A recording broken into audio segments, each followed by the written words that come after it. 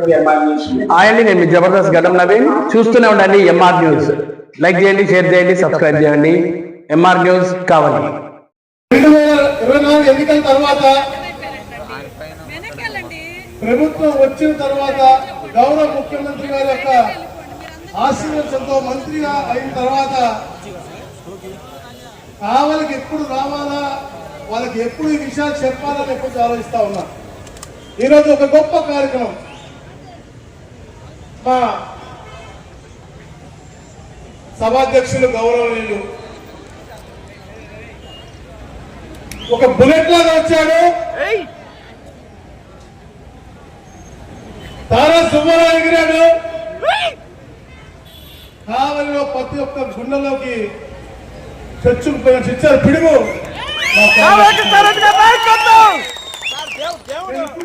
ఇంటి పేరు ఏంటో దగ్గుమాటి అంటాడు. వ్యాపార రీత్యా కావాకృష్ణ అయ్యాడు. కానీ ప్రాంతీయ విద్య తప్పకుండా ఈ ప్రాంతం అభివృద్ధి చేయాలని చెప్పి రోజున కావలి కృష్ణారెడ్డి అయ్యి మనందరి గుండెల్లో ఉండి అభివృద్ధి ధ్యేయంగా ఎప్పుడు కష్టపడుతూ ఎప్పుడు సెక్రటరీకి వచ్చినా కూడా అతని ప్రాంత ప్రజలకి మా అభివృద్ధి కోసం, వారి అభివృద్ధి కోసం, వారికి ఏదైనా ఇబ్బంది కలిగితే వాళ్ళని ఆదుకోవడం కోసమే ఆయన ఎప్పుడు వచ్చిన సెక్రటరీ వస్తానంటే మీ పట్ల ఉన్నటువంటి ప్రేమ అని చెప్పి తెలియజేస్తానంటే కావ్య కృష్ణ అంటే ప్రజల మనిషి. అలాంటి గొప్ప మనిషిని మీ అంతంలో 1924 మధ్యలో మేము అపోజిషన్లో ఉన్నప్పుడు మేము చాలా కష్టపడి కార్యక్రమం చేసేవాళ్ళం. నేను జోనల్ కోఆర్డినేటర్గా ఉండేవాడిని. జాతీయ ప్రధాన కార్యదర్శిగా నాకు అండగా రచంద్ర గారు ఉండేవాళ్ళు. ఈ 2 పార్లమెంట్ కోఆర్డినేటర్ మనలో విజయ జనార్దన్ రెడ్డి గారు ఉండేవాళ్ళు. కందకూరులో బాదుడే బాదుడు కార్యక్రమం జరిగినప్పుడు మా కళ్ళ ముందు కొంచెం ఇబ్బందికరమైన విషయం జరిగింది. మీ అందరూ తెలుసు. కొందరు తొక్కిసలాట్లు పాలయ్యారు. అప్పుడు చంద్రబాబు నాయుడు గారు చాలా బాధపడి ప్రతి ఒక్క ఇంటికి వెళ్ళి వాళ్ళ మనోధైర్యం ఇచ్చి ఆర్థికంగా అండగా ఉండి వాళ్ళు ధైర్యం చెప్పారు. దానికంటే మనం ప్రాణం తీసుకోలేదు. దాని తర్వాత ప్రోగ్రామ్ మేము చేయాలా వద్దా అని ఆలోచన చేస్తా ఉన్నప్పుడు రవిచంద్ర గారు తప్పకుండా మీరు కావాల ప్రోగ్రాం చేయండి, మా కావాలి ప్రజలు మీకు ఎప్పుడు అండగా ఉంటారు, మీకు మంచి స్ఫూర్తిని ఇస్తారని చెప్పి ఆ రోజు చంద్రబాబు నాయుడు గారికి వచ్చినప్పుడు మీరందరూ ఘన స్వాగతం కలిగి 175 నియోజకవర్గాలు జరిగినటువంటి ఒక బహిరంగ సభ, అద్భుతమైన బహిరంగ సభ చేసిన మీ అందరికి కూడా మరొకసారి శిరస్సు ఉంచి నమస్కారం తెలియజేసుకుంటా ఉన్నాం.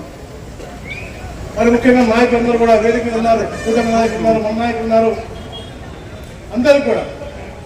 మరి ముఖ్యంగా మా కావ్య కృష్ణారెడ్డి గారు గెలిచిన తర్వాత వ్యాపార రీత్యా కాబట్టి బిజీ అయిపోతాడేమో, మర్చిపోతాడేమో అనుకున్నాం. కానీ అలా వ్యాపారాన్ని పక్కన పెట్టి, ఎందుకంటే ఆయన కట్టే హార్బర్ నా కాన్స్టిట్యూన్సీలో అక్కడికి ఎప్పుడు రావట్లేదు, ఆవిడ పని కూర్చోట్లేదు. కానీ ఎల్లప్పుడు కూడా తప్పకుండా మా ప్రాంత ప్రజలకి సీఎం రిలీఫ్ పండిపోయాలా, లేదా ఈ రోడ్డు మేము వస్తా ఉంటే దీన్ని 35 కోట్ల రూపాయలతో డ్రైన్ టు డ్రైన్ ఎప్పుడు ఎలా రోడ్డు వేయాలని చెప్పేసి ఆయన మసక కొట్టారు. మా ఆ మసకే దేనికోసం? మీకోసం.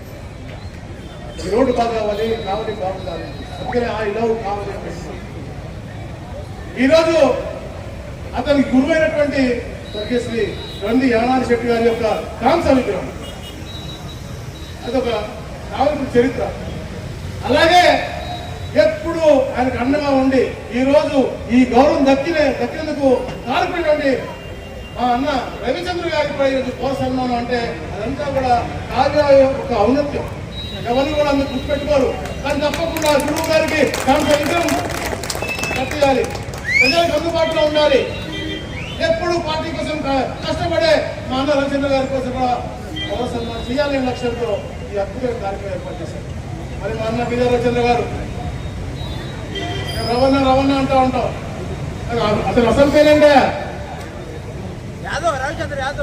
మాట మార్చడు, ఎండా మారదు, ఎజెండా మారదు. పదవి ఉంటేనే పవర్ ఉంటేనే కాదు, కష్టాల్లో ఉన్నా కూడా తప్పకుండా నమ్ముకున్న వ్యక్తి వెంటే ఉంటాను. ఆ పార్టీ వెన్నుదన్నుగా ఉంటాను. మళ్ళా ఆ పార్టీ అవసరాలు ఉన్న పొజిషన్ వచ్చేదాకా కష్టపడతానని చెప్పి ఎప్పుడు అన్నగా ఉండే గొప్ప వ్యక్తి రవిచంద్ర గారు. అన్న చెప్పాడు రవిచంద్ర అంటే. అలాగే సూర్యచంద్రుడు లేకపోతే మనం బతకగలమా? అలాగే రవిచంద్ర లేకపోతే చాలా కృష్ణమస్లో ఉండేవాళ్ళు మేము. ఎందుకంటే 9 తర్వాత ఆ 3 సంవత్సరాలు ఎంత పోరాటం చేశాడో, ఆ సభలో అమరావతిపై ఇబ్బంది జరిగినప్పుడు ఎంత గలం ఇచ్చాడో, బడుగు బలహీన వర్గాలు తొక్కినప్పుడు ఎంత కష్టపడ్డాడో మా అందరికీ తెలుసు. ఇంకో విషయం చెప్పాలి, నేను అవ్వచ్చు, మంత్రి ఉన్నప్పుడు నలుగురు రావచ్చు, ఆయన యువత అధ్యక్షుడిగా ఉన్నప్పుడు, రాష్ట్ర యువత అధ్యక్షుడిగా ఉన్నప్పుడు నేను అధికార ప్రతినిధి. అంటే నేను ట్రైనింగ్ రవిచంద్ర యూనివర్సిటీ, నేను అధికార ప్రతినిధిగా ఉన్నాను, ఆయన అధ్యక్షుడిగా ఉన్నాడు. కొన్ని రవీంద్రని ఆ జిల్లా యువత అధ్యక్షుడిగా చేశాను.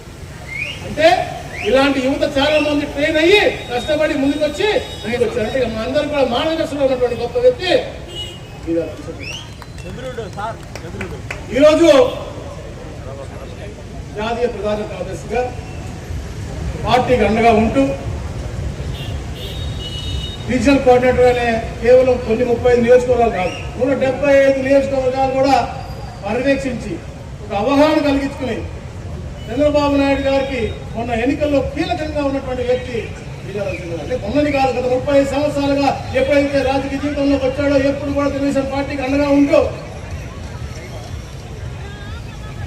ఎప్పుడు కూడా ఉంటే ఇక్కడ, లేకపోతే పార్టీ ఎప్పుడు కూడా పేదవాడికి మంచి పునాది వేయాలని చెప్పేసి చంద్రబాబు నాయుడు గారు ఆలోచన చేస్తారో, భావి తరాలు మంచి కూడా చెప్పి ఆలోచన చేస్తారో, దాని ఆచరణ కోసం ఎప్పుడు కృషి చేసి అందరూ కూడా చైతన్యపరిచి ఆయన వారి యొక్క